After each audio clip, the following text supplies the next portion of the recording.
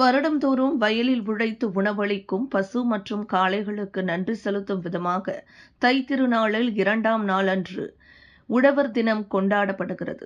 அந்த வகையில் திருப்பத்தூர் மாவட்டம் வாணியம்பாடி அடுத்த பெத்த வேப்பம்பட்டு பகுதியில் அதிமுக எம்எல்ஏ செந்தில்குமார் தனது சொந்த கிராமத்தில் கிராம மக்களோடு இணைந்து உழவர் தினம் கொண்டாடினார்.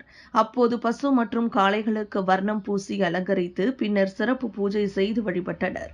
இதனைத் தொடர்ந்து பட்டியில் இருந்த பசு மற்றும் காளைகளை வீதியில் ஓடவிட்டு கிராம மக்கள் கண்டு ரசிக்கும் நிகழ்ச்சியினை எம்எல்ஏ செந்தில்குமார் தொடங்கி வைத்தார்.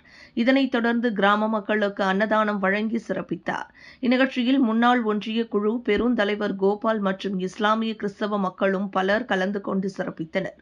இதேபோல் முன்னாள் அதிமுக எம்எல்ஏ கோவி சம்பத்குமார் வள்ளிப்பட்டு பகுதியில் உள்ள தனது விவசாய நிலத்தில் உழவர் தினத்தில் வருடந்தோறும் உழைத்து உணவளிக்கும் காளை பசுக்களுக்கும் மற்றும் எருதுவிடும் விழாவில் பல்வேறு போட்டிகளில் பங்கேற்று முதல் மற்றும் 2ஆம் பரிசுகளை பெற்று வந்த வாயுபுத்திரன் காளை கடந்த 2 ஆண்டுகளுக்கு முன்பு போட்டியின் போது இறந்துவிட்ட நிலையில் அதற்காக சிறப்பு பூஜை செய்து வழிபட்டனர்.